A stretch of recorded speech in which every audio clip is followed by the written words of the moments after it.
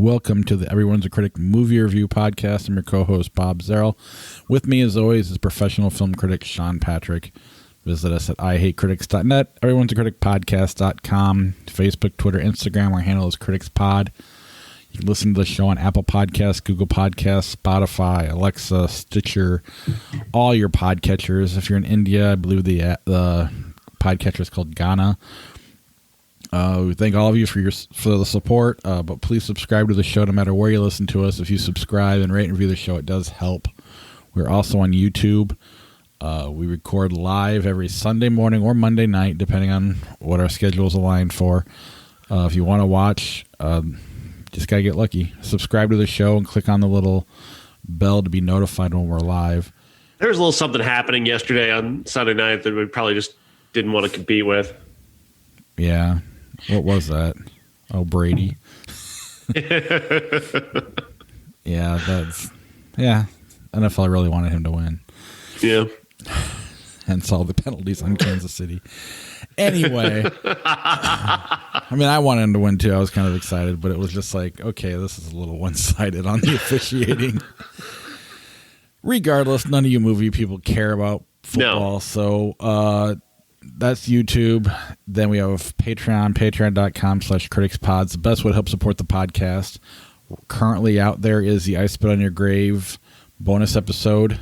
Along with the video of the content, you'll only see the video ever on Patreon. It'll never be on YouTube. The episode will eventually be released to the regular feed because we're so proud of that episode. But you get it for a whole month before anybody else hears it. And then we're going to bring Josh back for an A24 feature, the top 24 from A24, later this month. I can't wait for that one too. That'll be fun. Anytime we can do A24, we're going to beat that horse and milk it dry.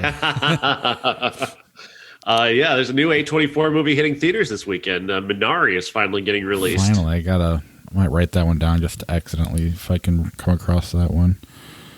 You think it'll go? Is it strictly theater or? I don't know. A24 has been kind of cagey lately. Like Saint Maud has been shown to some people, but nobody knows when they'll release it. Yeah. And this one, they announced this week, I think, that they were doing the theatrical release after it got 10 Critics' Choice nominations, which were announced today, that I almost forgot about. I'm a member of the Broadcast Film Critics Association, and the Critics' Choice Awards did announce that Mank was our top nominee this year with 12 nominations, and Minari received 10 nominations, so the number 2 on that list. And the thing that stuck out to me that really shocked and disappointed me, Glenn Close and Hillbilly Elegy. Ooh. I'm not happy about that one. But other than that, it was a great set of nominees.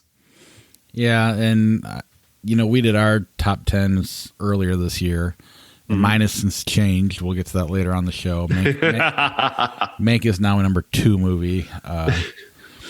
Still a fantastic film, but oh my God, was my mind blown. And you built it up anyway. Yes. We'll get to that later. But then I want to talk about TeePublic. If you go to ihatecritics.net, click on the TeePublic link, you can get some of our merch. Someone bought the Willem Dafoe sausage shirt. Thank you for buying that. I saw that come across this week. Nice. I wore it last week. This week I had to throw my Marilyn Manson shirts away, and I went with Slipknot. So, but yeah, that's. I'll get back to that next week, wearing our merch. But let's get right to the movies. So we'll quit wasting your time, folks at home. Where did I put the pictures? The YouTube people get to watch me do this, but no one else does. All right. I know our classics was from this movie. We got it, but we'll start with Malcolm and Marie anyway, because it's the big movie from Netflix this week. And Malcolm and Marie stars John David Washington and Zendaya, directed by Sam Levinson, who's known for making Euphoria on HBO with Zendaya. This is a story about a couple returning home after a movie premiere. The movie was directed by Malcolm, and Marie is his girlfriend. And she may or may not have inspired most of or some of that story, depending upon which side you believe. Throughout this period of time, this entire night, they're going to launch into this incredibly soulful, painful, horrific, verbal sparring session that it just goes back and forth in this series of angry tirades and recriminations. And it is really a pair of tour de force performances going on here. These two people are just battling each other with their words and going for the jugular in a way that I think many couples might actually be able to relate to. People who've gone through this and ended up not together will relate to this. People who went through this and still decided to stay together will relate to this. And maybe not in terms of like the high-end house or the big job, but certainly anybody can relate to the notion of just being in a fight with someone you care about, and yet willingly saying those things that you would never say, or that society tells you to never say. I have once in my life used the C word in an argument with somebody that I love, who is still very close to me, thankfully. You just go for the worst of it when you're in there. And in my review, I referenced Christopher Titus, who has got this special called Norman Rockwell is Bleeding. And it's like Malcolm and Marie, the funny version, because he's going in about Malcolm. He's going in about a fight with he and his future wife at the time. And they had this fight that lasted for days, and they were just throwing these verbal punches at each other. And he illustrates it as, like being punched, like, you got a small dick, you're not funny, you have a dinosaur head. Like, it's just these jabs. They're funny, and they're painful, and they're raw, and that's what's going on here. Is these nothing really funny, but certainly raw and vicious things that are taking place between these two. It starts relatively simply with the simple motivation that Marie is not thanked in his speech that he gives after the movie, thanking everybody involved except for her. And she's very certain that most of this movie was based off of her life. She was a drug addict at 20. He helped her get off of drugs. Much of her story was lifted to create the story in his movie. And she feels rightly slighted by that. And for me, that kind of put me on her side and really put him at a disadvantage going through. He does, claw back a little bit, but throughout I was still kind of on her side. And then it kind of occurred to me that it really doesn't matter whose side you're on. Like, sides don't matter in this. What matters is whether these two people are going to decide to stay with each other after they've seen the absolute worst, ugliest, nastiest sides of each other. And that is really up to you in the end, whether you decide that they decided to stay together, or whether you're thinking in your head, she's gone, she's leaving, she's done. It leaves it a list enough ambiguous enough that there's a chance that they might still be together and they might not be. Yeah, I absolutely love this movie for a number of reasons. One, I've become this huge John David Washington fan. I just love watching him talk, similar to when Oscar Isaac, when we were high on him. I haven't really seen him because he's been doing Star Wars movies. But I mean, it's that's how much I like him as an actor. I still haven't seen Tenet, but I'm sure I'll appreciate at least him in it. And he's great in this. Their chemistry is insane. You hear all the critiques going in about the age difference. That only really made me uncomfortable when they were actually loving on each other. But that was really early on, and then after that, it really went away pretty quickly because both actors, Zendaya and John David Washington, their chemistry is perfect for this movie. And there's a scene very early on where she says, "Let's talk about it tomorrow," And I've been in that where it's like, if you do that, everything's going to be fine. It's not that they're letting it sit inside and build up. She knows that it's, she should have been thanked. Could have been an oversight. It shouldn't be a big deal, but it is a big deal to her. She needs to sleep on it. But she can't help but get the dig in on his great night, and he can't let it go. She warns him, let it go. And I've been there. I think all of us have. If you sleep on it, you'll be fine the next day. And it's not something you're going to bottle up and be upset about the next day. Maybe a little bit, but they just, I don't know.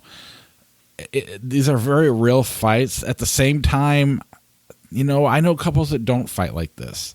Mm. And I could see them not relating to a movie like this and therefore thinking it sucks. But these are so real because they make up at least 4 times in this movie, and then they go back into fighting again. And it's sometimes they're doing it at the same time, and it's all I can just relate to it so much, other than the fact I'm not a director. But in it's just so smart and well written, and it's the perfect COVID movie because you only need the 2 of them and the camera. You don't need a whole lot of people on set. It's filmed in one location. It's just over the course of a night, almost in real time. I don't even know if any time really passes by. It's pretty much just that 2 hours or whatever. Mm-hmm. I just love it. I love the music in it. I love everything about it. It bums me out that it's not as well received as I'm making out to be. The audience, actually, oddly enough, the audience seems to like it better than the critics did, which I figured to be the other way around. Yeah, I'm a little bit baffled, honestly, by some of the critical response. I mean, some of it I get where they're coming from, but some of it I don't quite understand. Like the age difference thing really didn't even occur to me. Like this is a type of thing that happens when, I don't even know how old John David Washington is, first of all. 36. And Zendaya's character is supposed to be, I believe, 22 to 24, if based off of the timeline that they kind of vaguely refer to, because she was 20 when he rescued her. You got to give her a few years beyond that, or the relationship a couple of years beyond that, to kind of make it make sense. So, I mean, we've accepted way worse, which is what's frustrating. And only because I kept hearing about it is why it was weird at first, because they're really, I guess it's weird because Sam Levinson also directs her in Euphoria, where she's playing a teenager. Maybe I don't know. But I mean, she's not naked in it. There's no. I mean, the sexual stuff and they're really touching. Mm. So that part was the only part where I was even. And again, I brought it to it because I read about it early on. But we've accepted way worse. And I can't help but throw race into it as to why we're making a big deal about it now, as opposed to every other freaking year when it happens multiple times a year. So that's almost a non-issue, really, and it should stay that way. I think some of the criticism's flat out wrong. I get where they're coming from. I just think they missed it. I don't know. I think like I've said, I've been in this fight. Yeah. I had this fight that lasted for 4 hours. It never turned violent. It just turned verbally ridiculous, the things that people say to each other. And you're just trying to hurt the other person without having to physically harm them. And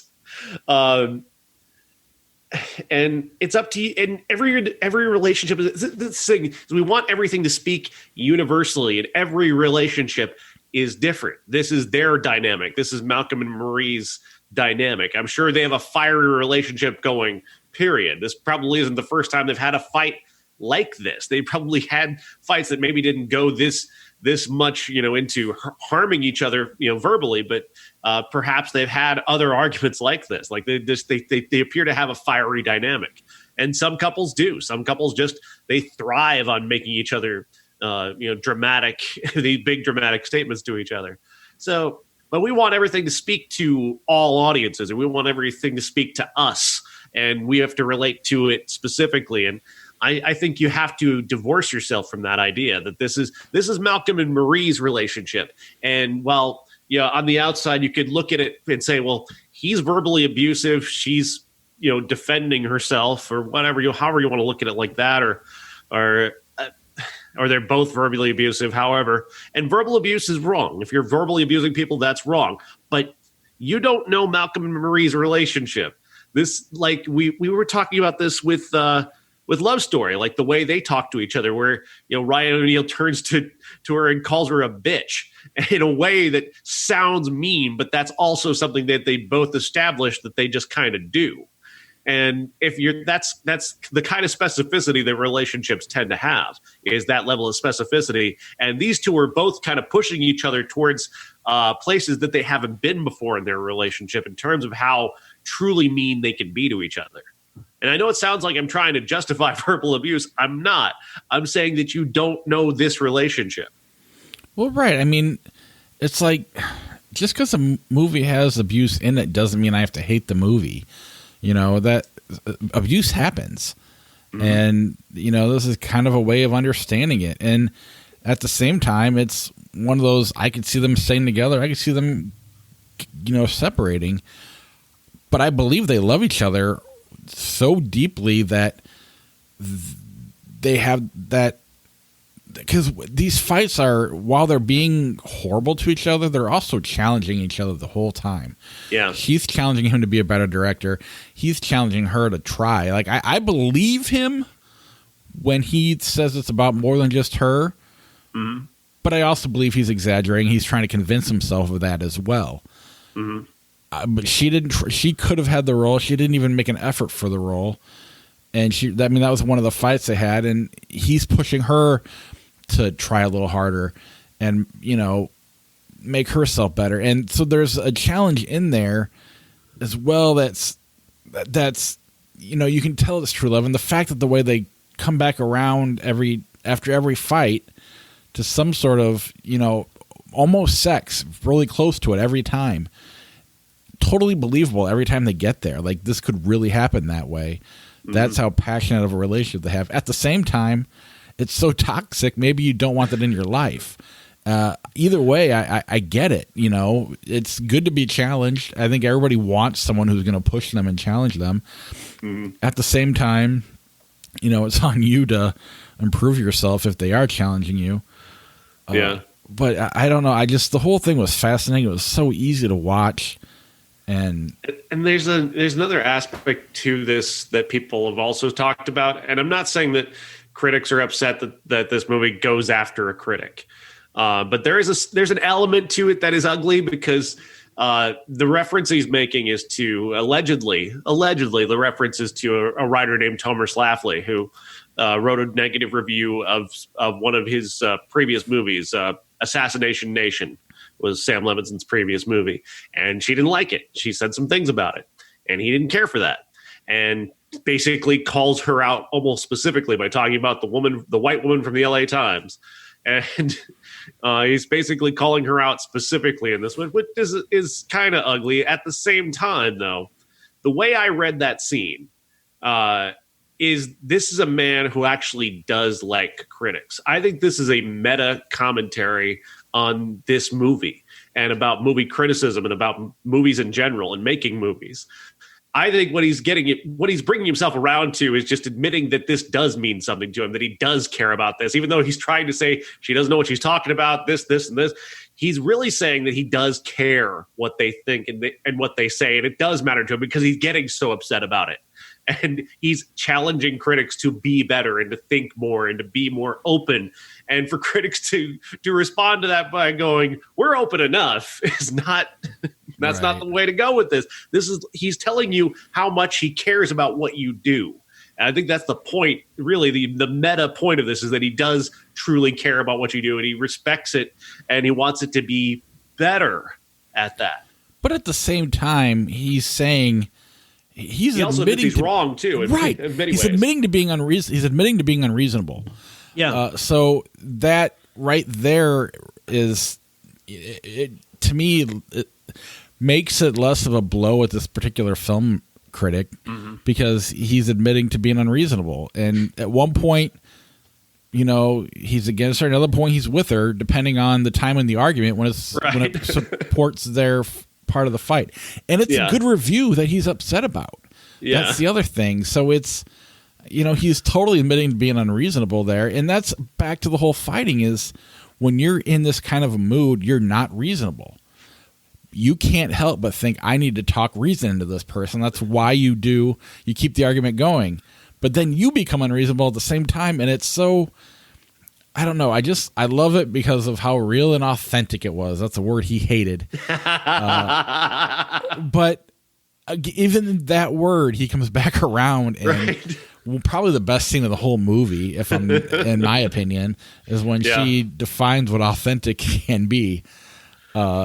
just so amazing. I just absolutely love it. I've never seen Euphoria. I didn't know who she was.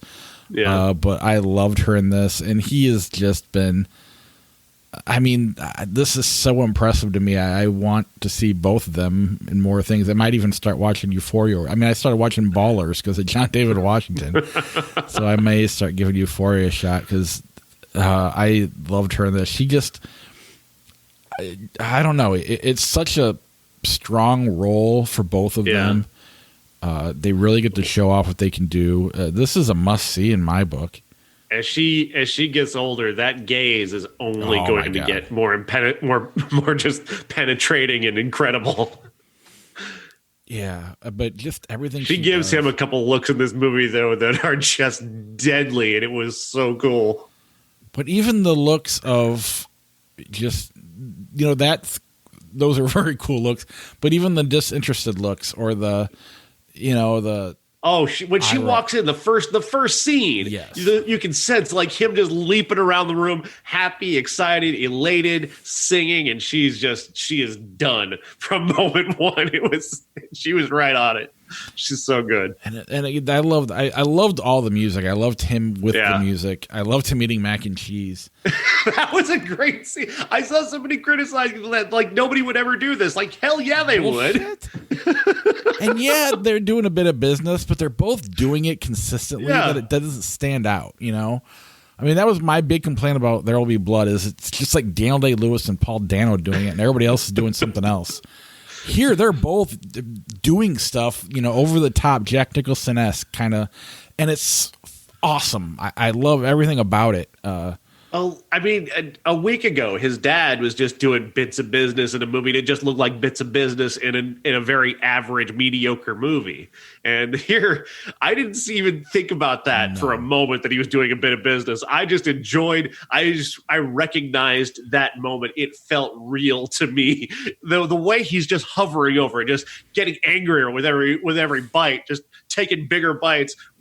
Somebody criticized him the way he was eating, like the fork hitting the bowl was too much. Like he's mad. He's eating mad.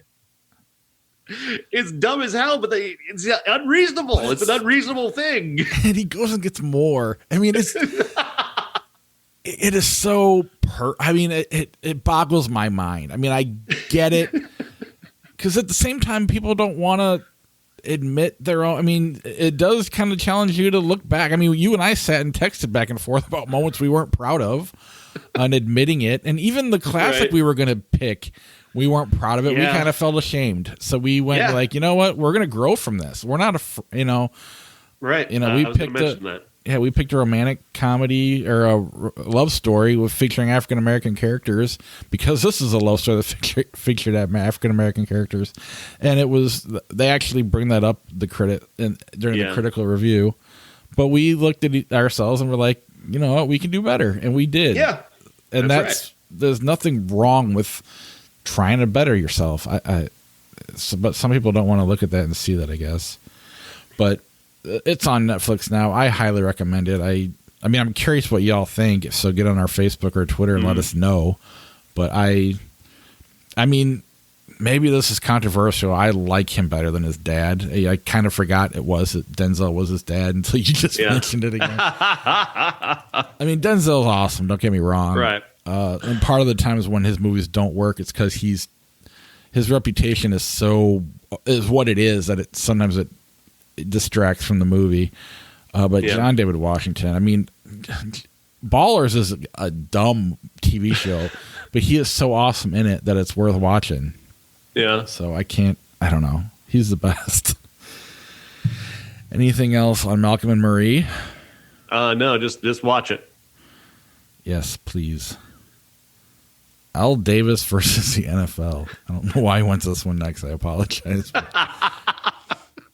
30 for 30. This is the new 30 for 30 documentary debuted last week on ESPN, and it takes a long look at the story of Al Davis and his battle against the NFL. He's essentially his partners, and why he was always so combative. And the thing about this is the gimmick is that the filmmaker used this deep fake technology to essentially raise the dead. He's bringing back Al Davis and Pete Rozelle from the dead to speak for themselves in the movie.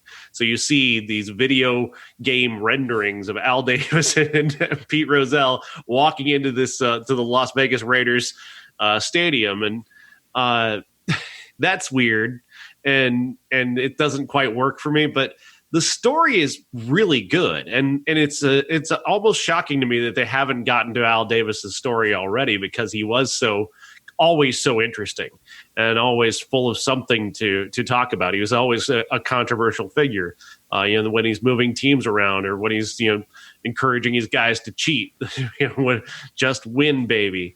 But what this movie does, that really surprised me, when you get past all the deep fake stuff and the raising the dead and whatnot, which is technology that needs to go away immediately, just right now, just kill it before it gets. I mean, I know they brought Lombardi back from the dead in the Super Bowl. I mean, just stop, please. They brought the singer from Survivor back from the dead too. Did you see that? No, and that's what. And the Bud Light commercial, the Real Man of Genius. What? You didn't see that? That guy's dead. Oh, that guy's dead? Yeah. Oh, that's creepy. Yeah. Oh my God. That is so creepy. I didn't. Oh, watch the Bud Light commercial again, and you can tell how not real it looks. Yeah. Ugh. Wow, that's awful. Yeah. But the really interesting thing about this, though, is that they detail the battle between Davis and Rozelle and how much they despised each other. But when they reached near the end, they turn on you, and suddenly you're looking at Al Davis and you're seeing this supremely compassionate guy who put aside everything at a second. The second that Pete Rozelle falls ill and has to retire, all the stuff that he's ever said about Rozelle goes out the window. He forgets anything that the two of them had ever argued about and just steps forward and hopes the best for him. And then you start hearing from people, what Al Davis did, not his charitable stuff, but just the way that he inspired loyalty within people and how he inspired loyalty within fans. And you're suddenly starting to think, that's a good point. I mean, whether you like the guy or not, he inspired a lot of people to like him and follow him and believe in him. And that's a quality. That is a quality that is pretty admirable.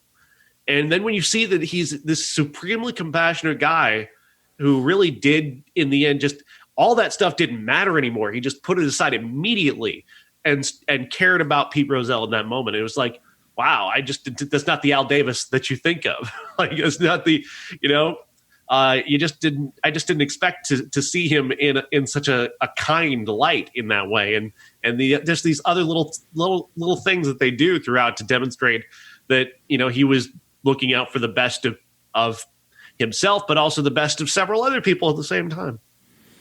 Yeah, I mean, I didn't watch it, but I mean, it makes sense. He's in a way being a salesman. He's got a reputation in front of the cameras to be a certain way, and there's only a handful of owners I can name, and he's one of them, or was one of them.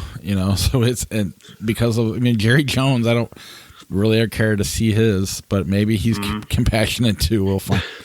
But I think Jones cares about money. I don't think Al Davis really cared about money. No, I really don't. I think he really cared about the Raiders. Right. I think he would have gone broke. He'd rather be broke and the Raiders are winning than have millions of dollars and the Raiders be losing. And that's quality we don't see anymore. That in the corporatized NFL today, you don't see that. They're going to do everything they can to make money first. And hey, maybe we'll get lucky and win some games. Al Davis is like, fuck it. I'll do whatever it takes. I want these guys to win games. Take all of my money. I don't think you see that in any sports anymore. Yeah. I mean, I remember that attitude is completely replaced by the corporate mentality. Yeah. I remember wanting the Cubs to get a non-corporate owner. Like, we wanted the Tribune to get rid of the Cubs, so they got a person in there to own the team. And I was so excited when Ricketts won out. Granted, we got a World Series out of it. Right. But they clearly only care about money. They just happen to get lucky and win a World Series in the process. It's frustrating. Yeah. But no, I think that's what makes his story the last great one, because I can't Jerry Reinsdorf kind of wants it, but he's still, he could always go all out and get it if he wanted it, and he doesn't. They blew up the bowls. They could have probably won one or two more. Yeah. Yeah, it probably is Al Davis is the last one that truly cared. So Steinbrenner maybe. Yeah, that's fascinating. I'll have to check that one out. Everybody's always like, you need to watch this 30 for 30. I'm like, okay, I will someday. And then I end up watching like the dumb ones, like Sosa versus McGuire.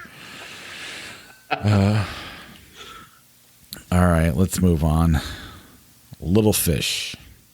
Little Fish stars Olivia Cooke and Jack O'Connell and is directed by Andrew Hartigan and tells the story of a romance in a very unique way. This is a couple that has met and begun a relationship just at the same time that sorry to have to say this, a global pandemic has hit.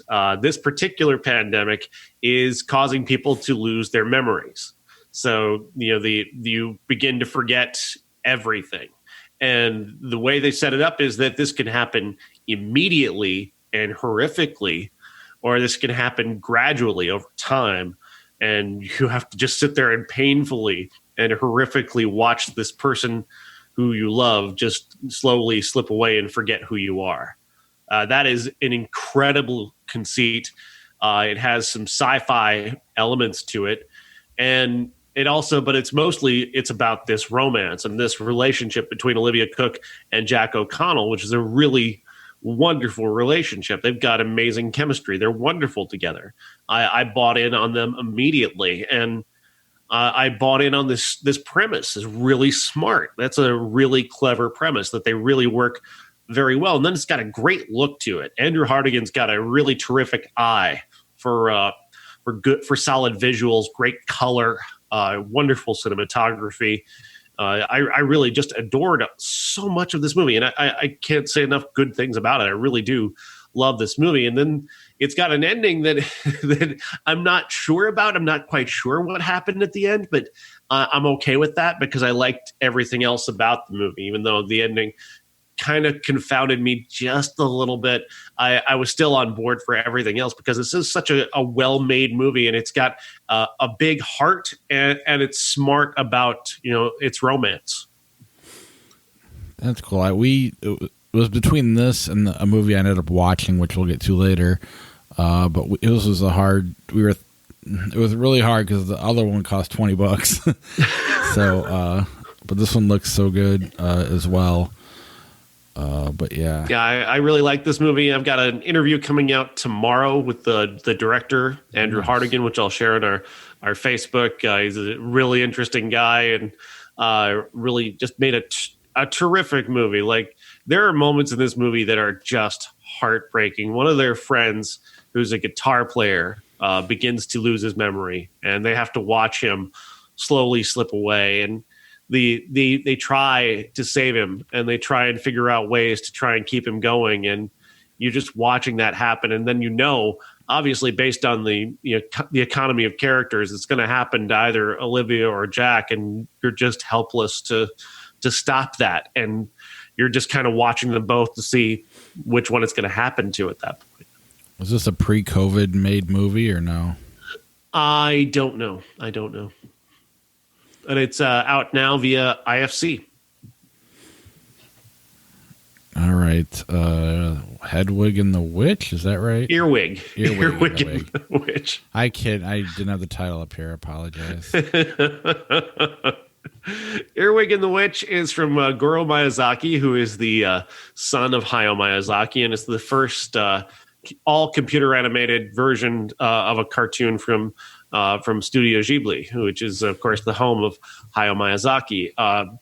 It is the story of Earwig, who is a baby. When we see her as a baby given to an orphanage, they rename her Erica, but her backstory is that she's the daughter of this redheaded woman there, who you see, and she grows up she has to give her up because she's being chased by witches. She gives up Earwig to this orphanage. Years later, these two witches show up to adopt her. They end up adopting her almost seemingly not intentionally.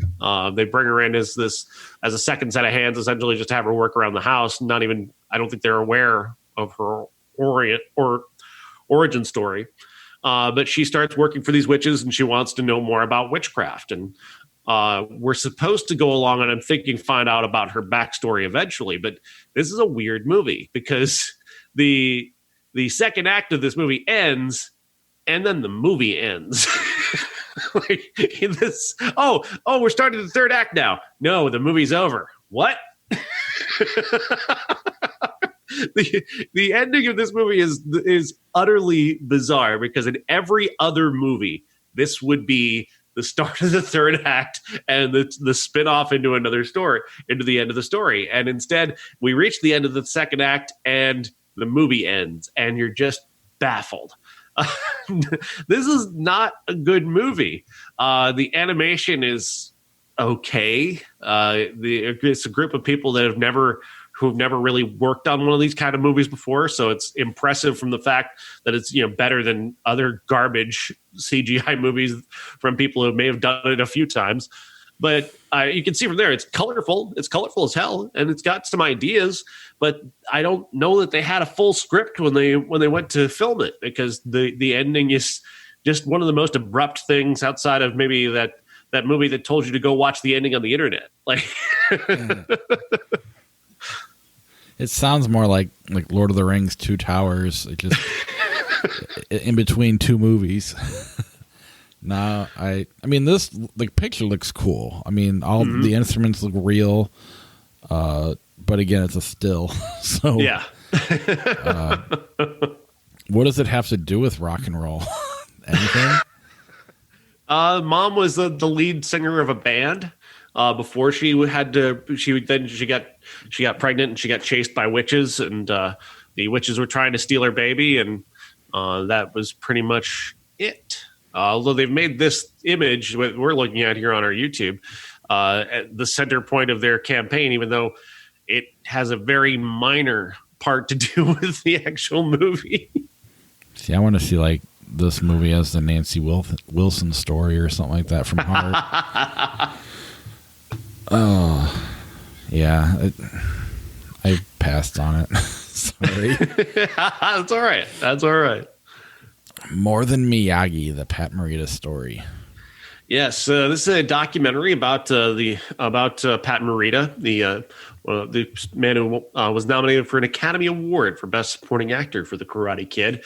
This takes you back to his origin story when he got into the entertainment business, and even before, it takes you back to when he was a kid who, at 2 years old, they thought would never walk. And he spent 8 years in a hospital learning how to walk from the age of 2 to the age of 8. At the age of 8, he walked out of the hospital and immediately into a World War II internment camp where his parents were. He goes from this, what was like a family to him at this hospital, to two people who had put him in that hospital and rarely ever seen him while he was there. And now he's in an internment camp on top of that. He goes on to have a relatively normal life until he hit 30, and then he decides, you know what, I think I should be a comedian. And so he starts a comedy career in the mid to late 1960s. And he's doing stand-up in San Francisco. He gets spotted by somebody who refers him to Lenny Bruce's mom, who was Lenny Bruce's manager. And she loved him. She fell in love with him immediately and started putting him on TV. And he ended up getting TV gigs. And from there, of course, he goes to Happy Days and to Karate Kid. And there's that. But what many people don't know, other than obviously probably most people don't know about his comedy career, but a lot of people also don't know about how his life ended, which is tragic. He was a serious drunk from the age of 30 until the day he died. He was drunk every single day, according to what he said. He was what some people have referred to, and some people don't believe this exists. He was referred to as a functional alcoholic. He was able to show up on set and be beloved by his co-stars, but he openly admitted to a couple of different people while he was making The Karate Kid, he was drunk every single day, whether you could tell or not. And that there's a drunk scene in Karate Kid that people talk about a lot. That was very authentic because he just drank a little more that day so he could make it as authentic as possible. And those are some of the stories that this movie tells. and it's all very compelling because he's a really interesting guy. I do recommend it. That said, there are aspects of this that are, I think people have. I think this movie demonstrates something very important about our society, and that is trying to carry two different thoughts in your head at the same time. This movie doesn't go into race too much. It gets there a little bit, but it backs away as quickly as it can because it doesn't really want to spend too much time focused on that. But I got to say this, and I want to preface this. I don't like saying this, but it's the only way to say this. It is a racial slur that I have to put forward here so you'll understand the context of what we're talking about. Because on marquees nationwide, comedy clubs nationwide, the marquee and the posters would say, Pat Morita, the hip nip. That was the marketing campaign when Pat Morita came to town. He would open up comedy bits by saying, by first apologizing for Pearl Harbor. That was his shtick. He was doing Andy Kaufman bits before Andy Kaufman because he would go out there pretending to have this thick Japanese accent and goes, then pause halfway through going, why the fuck am I talking like this? I don't talk like that.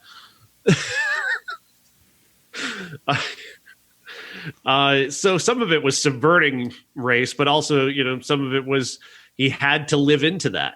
And that is deeply problematic in many ways. Not his fault. He was just living to the society as it was at the time. But we often hear people say, oh, that's just the way it was back then. And we forget that it was wrong then and it's wrong now, And the other two thoughts that you have to hold in your head is that Pat Morita didn't talk like Mr. Miyagi. That was not his accent. He was asked to speak that way by a white guy. White guy asked him to talk like that. A white guy pursued him to be this karate master character because he's Asian and well known, and it's racially problematic to simply approach an actor to be a karate master because they're Asian. That is literally, but you have to hold two thoughts in your head because Karate Kid, great performance, phenomenal performance. He is great in that movie. But the same thought is it's still racially problematic that it came from that perspective. So you can have these two thoughts in your head that the thing that was wrong and the thing that went well. Those are two different thoughts. You can carry them both in your head, and that's okay. Yeah. Did they address any of that? A little, not nearly enough. He actually took a picture, and it's one of the. I groaned so hard. There's a picture of him hugging Mickey Rooney in the movie, and God, they show a little bit of Mickey Rooney in Breakfast at Tiffany's, and it just, anytime I see that, it turns my stomach. Was he bothered by any of it? Do they go into that part of it or not really? He was so drunk most of the time he didn't give a fuck. He was just trying to get paid. He was just a guy who's just doing a job trying to get paid. And he was really kind to everybody. He never complained that anybody could say that he ever complained about it. But he also was drinking a lot. So I'm imagining this was weighing on him a great deal, even if he didn't talk about it. No, I had a friend you knew him. He was a failed Asian comedian, ended up being a writer instead. He often made Asian jokes about himself and whatnot, and I don't. He didn't really care, but at the same time, it's like it's his story to tell, not mine. It's right. I'm not the one who gets to go and say, "Hey, talk like this," and go do that. That's it. Yeah, that's a good point. There's two things going on at the same time. That I was listening to Salma Hayek on Mark Maron's podcast today, and they were talking about. We mentioned Marilyn Manson earlier. They were talking about that, and they got into Harvey Weinstein, and she goes, "Everybody is not one thing." There was good things Harvey Weinstein did. That said, he needs consequences. Though it doesn't mean you need to be defined by one thing. But if you're going to do one thing that's horrible to people, you need to pay the consequences for it. Right. And life is such a complicated thing. Yeah. And Yeah, I get what you're saying there, and I want to see this. I haven't had a chance to check it out. My wife did want to watch a documentary the night we watched a movie, so we didn't. But at some point, I'm sure I'll watch it because, I mean, I've been watching Cobra Kai. I like Mr. Miyagi is one of the most popular characters in the history of film. I mean, probably a top 100 for sure. If you had to list names that anybody could say, you know, who is this person? What movie are they from? You know, Mr. Miyagi's up on that list as a character everybody knows. So that's just stop saying wax on, wax off with the accent. I know you think you're paying tribute. It's not. Don't do that. Just stop. Let's all stop with that, please. Just say it. You don't need to make a noise. You know. All right. I finally saw Promising Young Woman. Is that your quote at the top? Game-changing masterpiece? No, but it might as well be. I mean, the movie I loved so much last year was The Hunt. And for the very similar reasons, I like this movie just better. This movie's got balls and a half. And for the lack of a better phrase, because, I mean, balls are really sensitive and really aren't that impressive. If you really think about it. Yeah, I mean, they're the most vulnerable part of a man's body, to be real. Meanwhile, a pussy the bigger they are, the more dangerous they'd be. Right. Meanwhile, a pussy can take a pounding. And regardless, this movie is fucking badass. And it goes to a place where, you know, you told me it was going somewhere, and I still didn't know where it was going. And I was just like, holy shit, that was awesome. I could not, I just would have never thought they would have, and maybe now that I'm preaching it up, somebody might, having not seen this, but I mean, this is just such a great movie about a troubled woman dealing with memories in her past, and just so much going on in this movie. And everything you said about it when we talked about it, which if you want to reiterate some of that stuff, where she's going through two things at once. She's got this horrible memory of her friend who was sexually assaulted and raped, who ended up killing herself, and the guys weren't even punished a little bit for it. Right. Her feelings for that are 100% accurate, but at the same time, you want her to have a normal life. She's 30, living at home with her parents, getting all dressed up, pretending to be drunk, so drunk that they need a nice guy to take her home and take care of her. And then every nice guy, you know, stops being a nice guy and does something stupid. And she just wakes up out of her drunkenness, because she's not really drunk, and just says, "What are you doing?" And the look on every guy's face. And you got all these guys are known guys. I mean, they're not super, you know, it's McLovin. It's, you know, guys at that Adam Brody. Adam Brody. The guy at the end, Bo Burnham. All these guys are, you've seen them in movies as fun little character actors. It's a clever casting throughout, because they're absolutely the perfect guys for these materials right here. This is absolutely perfect. Usually in a movie, you know, you look at these guys and they're the heroes. These guys are the heroes of every other movie from like the early 2000s. That's this movie is like a perfect deconstruction of those movies that, you know, like movies that played up the idea of I need to pick up a drunk girl and take her home and have a good time. Like, this is the other side of that. This is totally flipping the script on that. It's like, oh shit. I'm so glad I've never, ever, ever done anything like that. Nope. Not even really thought of it. But, and you know, when Me Too first started, there was part of it was like, well, I don't know guys that actually do that. I know in the movies they do, and I don't know guys that actually say that shit. And then, I'm not kidding you, my roommate in college, known him for, you know, we lived together for 4 freaking years. We went and saw Guns N' Roses, and all of a sudden we're driving back to his apartment, and he rolls down his windows and starts catcalling girls. I'm like, seriously? People actually do this shit? And, you know, my job was supposed to be to shut him up and tell him to stop doing that. But I was so shocked. I was just like, oh, my God, this is real. Yeah. But just what this movie does is so, it's just so good and creepy. And you feel so bad for her. You just want her to have a normal life. And there's a chance she could. But you get why she doesn't, you know, and then where it goes, I mean, you kind of see it, and then where it keeps going, you're just like, wow. Talk about writing, you know, that's just impressive. I love what they did, and I don't know. I absolutely love this movie. It's so dark, but in such a good way, game-changing way. It's perfect way. The critical, whatever the tagline is, the game-changing masterpiece on the poster we're looking at on YouTube. Yeah. But I love this movie. It is phenomenal, and it should have been higher on my year-end list, honestly. I really did love this movie a lot. I've seen it 4 times now, so it's really had the opportunity to grow for me. It's just so good. She's incredible. Carey Mulligan is incredible. Emerald Fennell is incredible.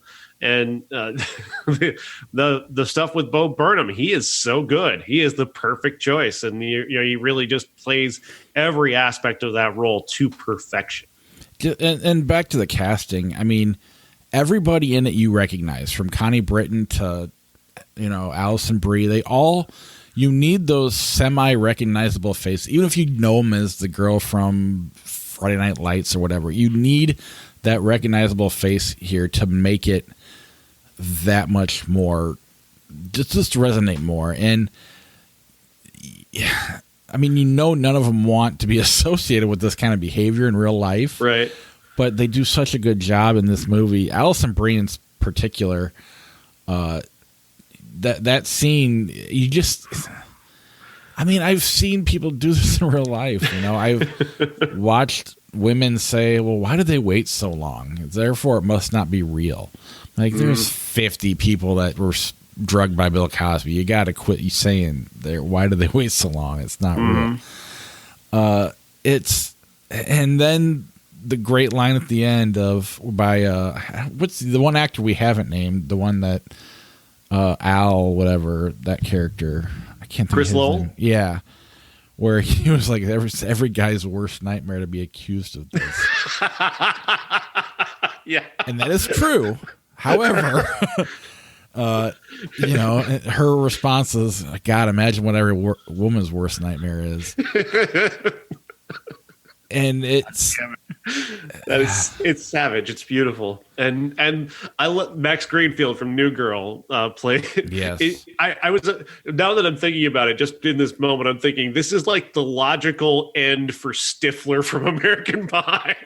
If you played that out, that character that way, further out in the future, this is where it goes. That's horrible, but it's true. Well, yeah, and even maybe not Jason Biggs' character, but kind of the jock choir boy guy. He, you know, he's the nice guy in American Pie, but you could see him being the nice guy in this movie and doing something stupid. You know, that gang mentality. I mean, we talked about it with I Spit on Your Grave. You know, part of what they wanted to do with that was have guys who individually might not do something like that, but when they get together, they just act different. And you buy that in this movie, and I don't know, everything about it's haunting, it's terrifying, it's sad, it's just fascinating. She is so good, Carey Mulligan, in this movie. The parents, I mean, you recognize them. Yeah, Clancy Brown and Jennifer Coolidge. Yeah, Stifler's mom. Yeah, ironically enough, yes. It is the perfect. And McLovin, movie. I mean, again, perfect choice, you know? Any one of those kids from Superbad could have been, you know, these guys. Absolutely the best movie of last year for its originality, its filmmaking, its acting. Everything about it is perfect, and that's why, I mean, I love The Hunt because it was dark, but it wasn't perfect enough. Like this is just full blown perfect. And Mank's great, but it's just more. It's more just showing off. It's like, who do you like better, Eddie Van Halen or Kurt Cobain? This is the Kurt Cobain, and Mank was Eddie Van Halen. They're both awesome, but this one just is going to stand out for something I've never seen before. That caught me off guard and was every bit worth spending $20 on. Yeah, I gotta give props to the music. That remix of Britney Spears at the end is so good. It's the remix of Toxic that is on the sound. The soundtrack is amazing all the way through. The original songs, Paris Hilton, perfect. It's all perfect. But that remix on Britney at the end is just it's the best music moment of any movie of the last 10 years. I can't argue. I suppose I could think of something and try, but it's not. I agree with you. One, Toxic's like the one pop song that most rock guys can get behind. But two, you're right. The way the string arrangement of it. I mean, it's in the trailer. It's haunting. That's how a good way to describe the song. But it's, I don't know, man. You got to see this movie and see where they go. Even if you know where they go, it's still going to shock you, I think. Just so fantastic. I absolutely love this movie, and I'm glad I finally got to see it. All right. Should we move on to our classic before we go to bed? Yes. All right, I'm going to play the song real quick. Maybe. Ladies and gentlemen, this is the main event for the linear, legitimate, and universally recognized, undisputed classic. And the YouTube people at home, the reason you can't hear the bumpers is because I have a bad cord that doesn't go back into the computer. So you're just kind of hearing me through my computer audio. Yeah. You are hearing Sean, though, properly. Faces, John Cassavetes. 1968, starring Jenna Rowlands and Robert Markle. This is a story of two halves of a couple in different ways. The central couple is actually not Jenna Rowlands and the other man, but him and his wife are the actual couple at the center of it. And a lot of this spins off from him coming home and saying, "I want a divorce," and her reaction to that, to throw a party and have people over and perhaps get into something that she didn't expect to get into that night. And he's off pursuing this woman who is a prostitute and kind of falling in love with her, or sort of there's a lot of complications going on. The thing about this is not so much necessarily a typical story being told. This is a series of conversations that are taking place, and they're all conversations that are kind of dancing around what everybody really wants to say or is really thinking. And there's a lot of people just singing things to kind of avoid actually having to talk. It's kind of the anti-Malcolm and Marie in that way for a time, just because nobody wants to say the thing that they really want to say. It's a fascinating film that's filled with close-ups and playing on people's faces, and just that one singular tear falling. And the beautiful, beautiful black and white cinematography of this is it's lovely. And the space that he uses, the way a face takes up the entire screen, and you're just forced to deal with that person, and you kind of, they lose the space around them, and it's just a face, and you have to come to terms with that and what they're doing and what they're saying and what they mean, and maybe what they mean isn't what their face is conveying. That is such a clever and phenomenal way to approach making a movie, and to be confrontational with a camera in a way that is very different, even as the words are all kind of not really matching what anybody's actually doing. Only occasionally, the people who really speak their minds are the ones who are really assholes, and everybody else is an asshole too, but they're not saying anything. They're not saying what he's saying. They're all kind of assholes in a way.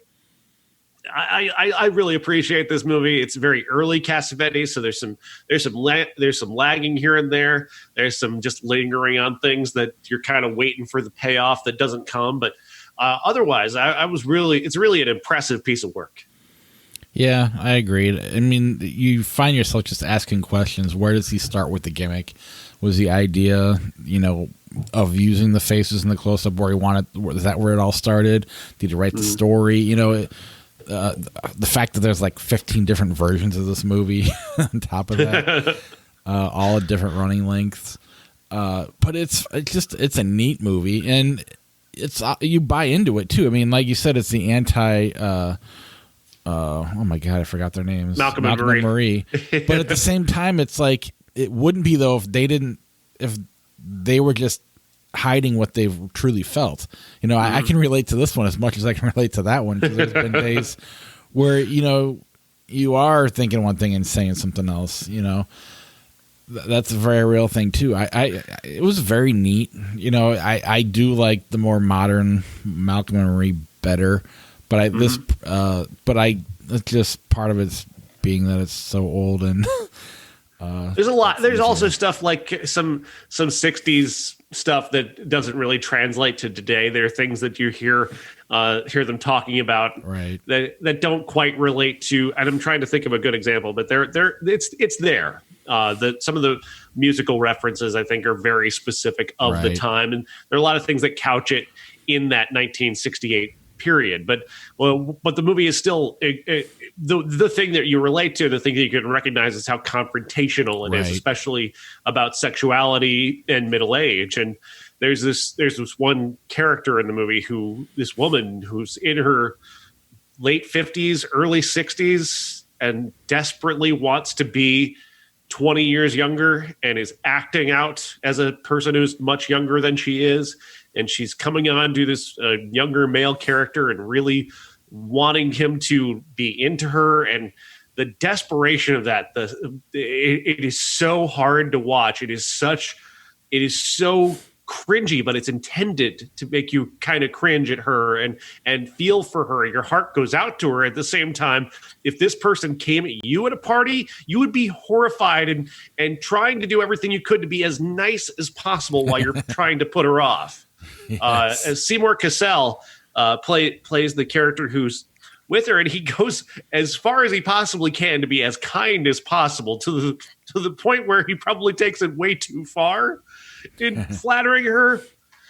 But it turns out he's just a really super nice guy in that way, and he goes on to be, I don't know how to call him a heroic character. There's no heroes in this movie, but at the very least, I thought for a minute when something begins to happen that he was just going to leave. I thought he was on his way out the door, and he didn't leave, and that kind of impressed me. And then, there's a clip of him on YouTube, a clip from that scene where it's just Seymour Cassell just slapping this woman over and over, and you're thinking, this is awful, this is horrific. Why is this? And then you watch it, and contextually, they kind of bring that around and make that give you a better idea of why he's doing that. He's not abusing her, to say the least. And at least at a certain point, it goes a little. Again, he takes everything a little too far. That's kind of his character, right? But that's what makes it exciting and interesting. And his performance is weird and strange, and everybody's performance is kind of weird and strange. Well, that's what I was going to say. But again, it's back to they're all doing the same thing. They're all in the same movie. I mean, not doing the same thing. They're all doing their own thing, but it's all weird and strange. And because they're all on board and invested in that, it actually works that way. I know the name John Cassavetes. I don't know enough about him as the director. I know a lot of the greats reference him. So he saved Scorsese's life. Really? Yeah. What else has he done that I would know, or if anything? He did. Let's see. Woman Under the Influence, The Killing of a Chinese Bookie. There's a few other ones that I'm just not remembering. He worked with Peter Falk a lot. Jenna Rollins was his wife and was in most of, if not all of, his movies. Yeah, I mean it's worth. He's one of those. Out. He's one of those directors like Bogdanovich kind of is a director's director. All of the directors love them. Maybe audiences don't know as much about them. Yeah. The main reason you probably know Cassavetes is because he was in Rosemary's Baby. Yeah, that would explain it. I knew, like I said, I know the name. I I can't, it's not like I could be like, oh, The Godfather, He doesn't seem to have that one. But yeah, I mean, it's neat, if nothing else. And it worked well with Malcolm and Marie. Seeing those back-to-back nights really did play well and help me get through this one. I wonder if critics upset at the time that we've got this 60-something dude trying to bang Jenna Rollins. I mean, I know she's playing a prostitute, but come on, she's like in her 20s. He's in his 60s. I mean, I feel like every classic we watched, we've had that conversation. I mean, those guys are almost always in their 50s or 60s, and their leading ladies are in their 20s, like every time. So, but yeah, that's Faces. Give it a shot if you're. I saw it on Amazon, or no, where was it? HBO. Yeah, HBO's got it right now, and it is in the Criterion Collection as well. Yeah, so check it out if you get a chance. It's, expand your horizons. Julia Roberts, Sleeping with the Enemy, turned 30 this week. Can you believe that? It's been 30 years since this movie came out. That's crazy, because I have very distinct memories of this, because she took a movie that was a $17 million budget and turned it into a nearly $200 million hit. And it stinks. It's a terrible film. It just shows that she was the one incredible star, because she could take a movie with Patrick Bergin in it that should be airing on Cinemax at like 10:30 at night, and she made it a massive blockbuster. That's just how big she was. This is a movie about an abused woman, and that's not a funny topic. But the movie is just bad about being about that. Patrick Bergin plays a guy who's if Patrick Bateman had a terrible mustache, he could be this guy. And there's a weirdly fetishized thing here. The director fetishizes the body of Patrick Bergin very early in this movie. You see him working out, and he's all sweaty, and then he's getting up in his face, and he's got that perfect mustache. He's just absorbing. You get to see his ass for a minute. Like, he's just absorbing Patrick Bergin. Meanwhile, Julia Roberts is right there, dude. She's right there, and not getting nearly as much. But then he's also the evil bastard abuser, which also gives you kind of a weird dynamic. Anyway, the point is that she's being abused. She finds a way to escape. She escapes to Sioux Falls, Iowa, of all places, where she holes up and lives in this town, and she is living by herself in a house, and she finds that she's got this neighbor who is a really nice guy. He's a drama teacher at a nearby college, and they develop a relationship. And of course, Patrick Bergen's going to track her down and figure out where she is. The movie turns into this like proto slasher movie. Like, it doesn't want to admit it's a horror movie, but it is, because he's essentially Jason. I mean, he can do anything. He can be anywhere. How does a guy in Cape Cod suddenly figure out that the woman that he was married to faked her own death and is living in Sioux Falls, Iowa? Like, come on, really? Nah, not by Cedar Falls. Sorry, Cedar Falls. The way they get that to that is just stupid. It's just dumb. And he actually just shows up at her house. But of course, this scene is fucking brilliant, because he has this thing where everything has to be orderly. And if it's not orderly, he would beat her up. Right. So he has to have his cabinets arranged perfectly. He has to have the towels have to be hung at the exact length. Like, everything has to be perfect. And so when she returns home after a date with her neighbor, and she walks in the house, the first thing that she notices when she goes into the bathroom, the towels are straightened. And then she walks downstairs and she looks in the cabinet.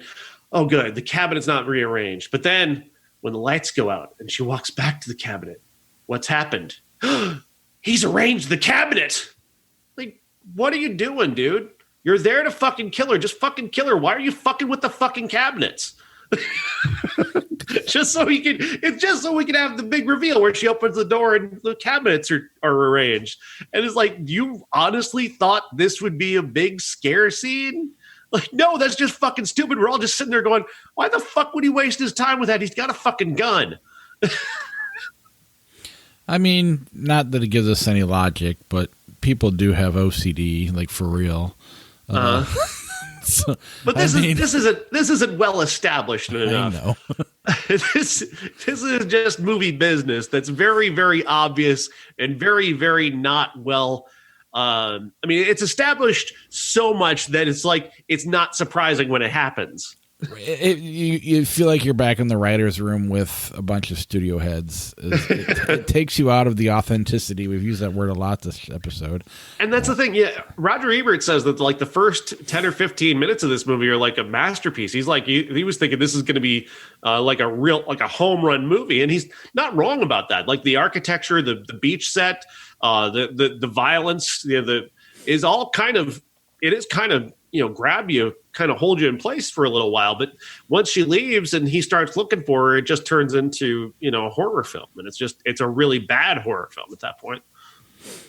Is this the movie when she realized she was a star? I mean, I know obviously Pretty Woman made her a star, but this kind of cemented that because it was such a huge hit. Yeah. I mean, they don't make stars anymore. It's weird. That's true. I mean, I don't know who was the last one. I mean, I guess Tom Cruise. But I mean, if he's not in a Mission Impossible movie, it's not a guarantee it's going to make money. Yeah. The Mummy. Yeah, I don't know. It's been a long time since I've seen it, but I remember not liking it. It's dumb. It's dumb as hell. But she was fucking huge. Yeah, massive star. Deservedly so. She's great. LA Story. I didn't see this one. I'm not sure I think it is available, but you have to buy it, and I just didn't want to buy it. Yeah. I remember seeing it and hating it as a kid because it's not funny, and it should be funny. Steve Martin wrote it, I believe. Yeah. I mean, he's a guy that every comedian, references Steve Martin as like one of the icons, one of the guys that got him into it. And yeah. I keep trying to go back and understand that, and I mean, I'm sure it's real. It's just I think it's anti-comedy. I'm not sure, but I think he does anti-comedy. And Will Ferrell does, though, if you think about it. I mean, part of what Will Ferrell's charm is being so dumb that it's funny again. Yeah, and sometimes that was what Steve Martin was doing with like King Tut and all that shit, like it just or the drug stuff that he did. It was it's so dumb that it's funny, and the arrow through the head, like it was meta stupidity. But then Andy Kaufman that's not this. This is him trying to be sophisticated comedian, Steve Martin, and doing highbrow comedy, and it's not funny. Well, and he is probably more sophisticated in real life than he is in this. Most of his movies. He tried to do that with Roxanne too. Like Roxanne has, should be a lot more, ballsy and laugh out loud than it is, and he's trying to do something. He's trying to do, Cyrano, and he's actually doing Cyrano, and it's like, Steve, that's not really what we're looking for. You saw this though, of course. American Ninja 4: The Annihilation. I feel like we've done this like every year. I've never missed a David Bradley movie ever. What about Michael Dudikoff? I wonder have you checked to see if Michael Dudikoff's website is still up and running? Not in a while. I tried to get him on the podcast once, and we talked about his movies more often. But I swear to God, American Ninja 4: Annihilation's popped up like 3 times as a movie. I feel like it has, but yeah, no. I didn't get a chance to watch this. I apologize. I know I've failed the podcast for not doing my Dudikoff. But okay. Maybe one day we'll get him to be a Patreon version. That'd be fun to. There you go. That's a Patreon tier right there. You can buy it. I mean, he's got to be on board. You can buy a Michael Dudikoff episode. I mean, I don't know. Do you think he laughs at himself at this? I mean, I got to imagine if you're making movies like this, you are having fun with yourself, your career. I mean, we're all having fun with ourselves, I guess, at some point. Mm-hmm. And then The Never Ending Story 2, the next chapter. I have no clue what that is anymore. Whatever happened to the star of that movie? That kid that was so... I don't even know. Oh, who is that? I don't know. All right, I recognize his face, but... Oh, I hope it's not who I'm thinking it is. Because that would be sad. Oh shit. It is. Oh no, yeah, it is. He's dead. In case you didn't know, he sadly, it's Jonathan Brandis, and he took his own life. Gotcha. That's sad. 2003. Yeah, I remember seeing him all the time as a kid. He was on a lot of stuff. Sequest DSV and Top Dog with not Top Dog. No, he was in a movie with Chuck Norris. Yeah. And then George Millard made this movie. What has he done? I know he's done the Mad Max movies and then these. What else is he? I mean, Mad Max Fury Road is so good, like so far and beyond. Right. These movies, the other Mad Max movies. You don't remember his Dancing Penguin movies? No. He did those Dancing Penguin cartoons. Okay. Does he have anything else that like stands out? I mean, it's ridiculous. Maybe off the top of my head, I don't remember. I know he's is one of the better directors, but it was just like, to me, it's like Mad Max Fury Road's way up here, and everything else just kind of somewhere in the middle. Yeah, I can kind of see that. Yeah. I mean, I can appreciate the other Mad Maxes for the way they look, but the movies themselves are boring as fuck. I agree. I'm not a fan of the other ones. All right, next week, what we have is, let's see here, Judas and the Black Messiah. It's on HBO Max. Red Dot is on Netflix. The Map of Tiny Perfect Things is on Amazon. To All the Boys, Always and Forever is on Netflix. There Is No I in Threesome. That is on HBO Max. Can't wait for that one. You've also seen a movie called X and French Exit.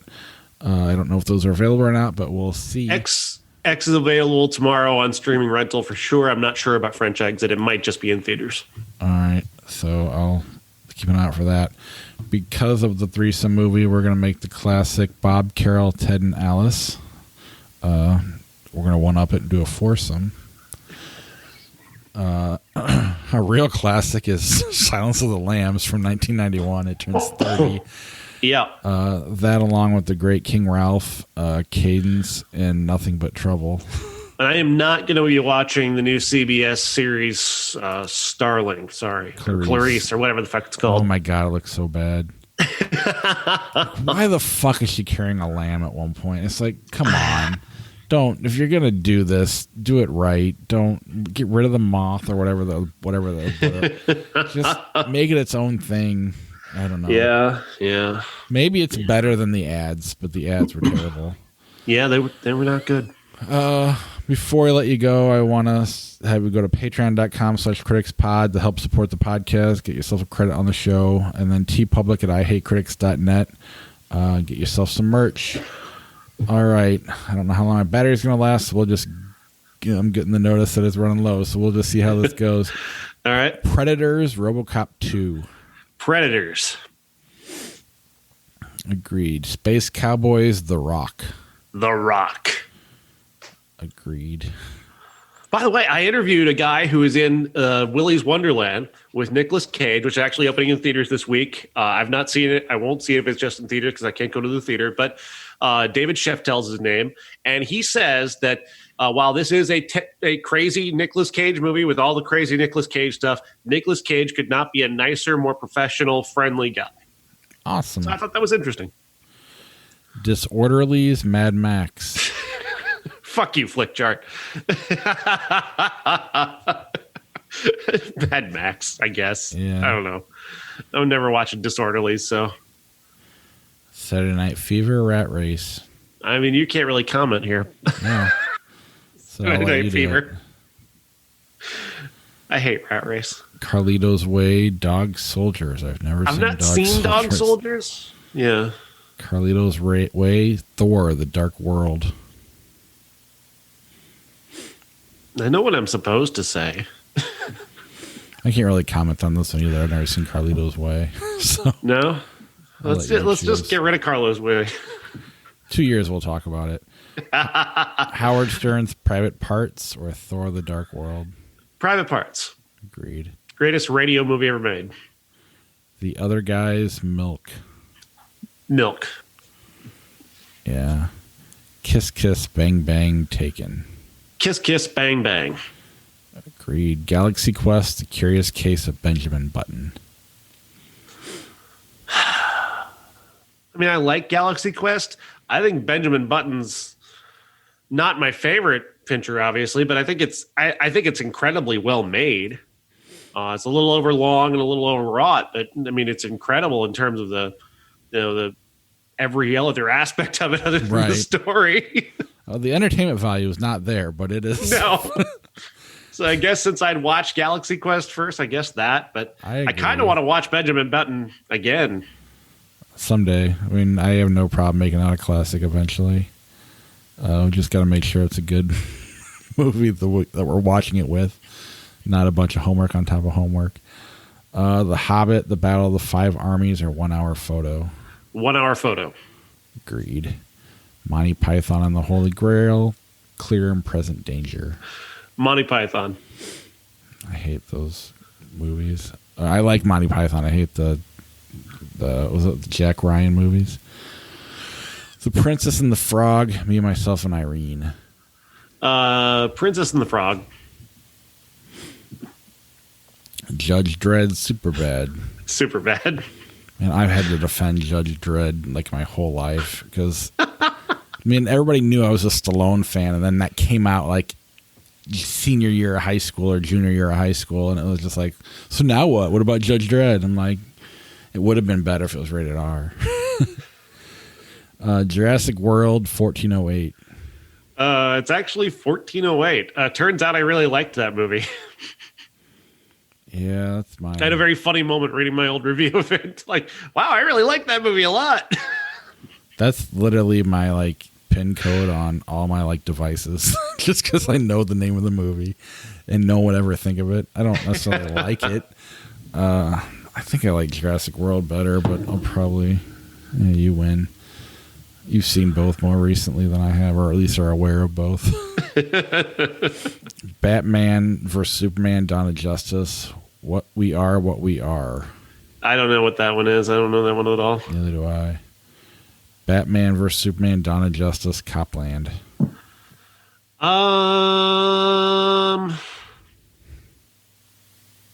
Batman versus Superman. Yeah, this is hard for me because that was a big episode on the podcast.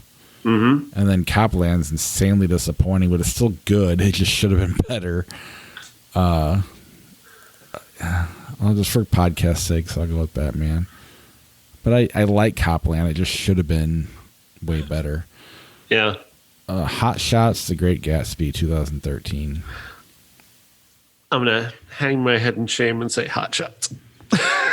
I'm going to proudly say Hot Shots. The Professional or The Cider House Rules? The Professional. Anything's better than The Cider House Rules. Oh, fuck these two movies. Easy A, Scent of a Woman. Easy A. Agreed. Gone Girl, Turner and Hooch. Gone Girl. Don't even wave the mouse over that. Accidentally choose Turner and Hooch. This is weird. Signs are A Clockwork Orange.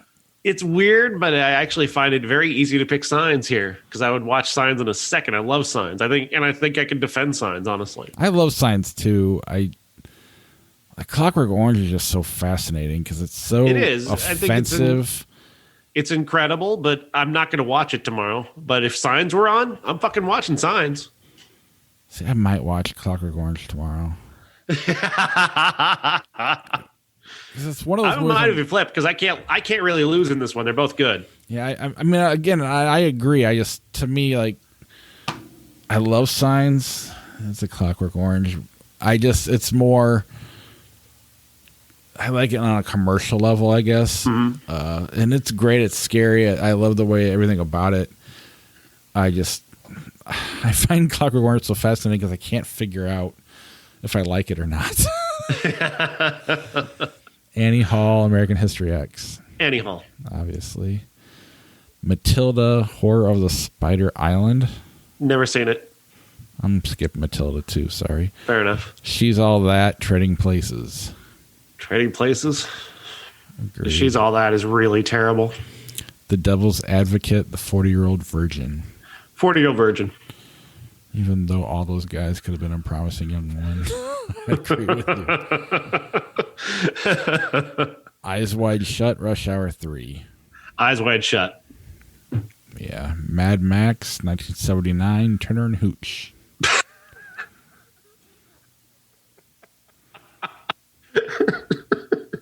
Mad Max. I just can't look at that dog. I can't. It makes me sick. I love dogs, but the really drooly ones just kind of keep them away. Keep them away from me. It's so gross. Backdraft or War Games? War Games. I can't believe Backdraft hadn't come out yet. 1990. I feel like that movie's always existed since I've known. Yeah. And, now we're getting to movies that I don't know. It's weird that Backdraft, we haven't gotten to that one being 30 years old yet. Alien Resurrection, 12 Monkeys. 12 Monkeys. Agreed. Bottle Rocket, Now You See Me. Bottle Rocket. Yeah. That's not that hard. Now You See Me's okay, though. Right. Collateral, Gone in 60 Seconds. Collateral. Love that movie. Planet of the Apes, Naked Gun 2.5, The Smell of Fear. Planet of the Apes. Team America, World Police, or Old School? Speaking to guys who could be in Promising Young Woman. Well, I mean, I hate Team America, so I have to pick Old School because I kind of like Old School, but now I kind of hate myself for liking it. I think I still like it. I mean, it didn't hold up when we made it a classic. True, that's true. Yeah, it didn't. Yeah, no, you're right. I'm going Team Bad America. enough that I've forgotten, honestly. I'm going to go Team America. Let's see what it says. Oh, I almost threw my drink. Old School wins. I mean, that's the thing we're going to run into is all these guys from American Pie to Superbad to 40-Year-Old Virgin to Old School. They're all could have been those guys. Yeah. Yeah. Deadpool, Air Force One. But you know what we're capable of, Bob, is admitting when we're wrong. We should and two things can be true at once. You enjoyed something then, reevaluate it now. Well, that's got to be the end of the show right there. Yeah, this is a challenging episode.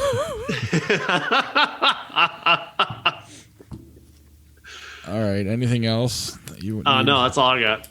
All right. I'll keep in touch in terms of the sofa and all that stuff based on the weather. If I can get the thing off the back of my truck, it's so cold right now. But yeah, as soon as I can, we'll set something up and I'll get it out to you.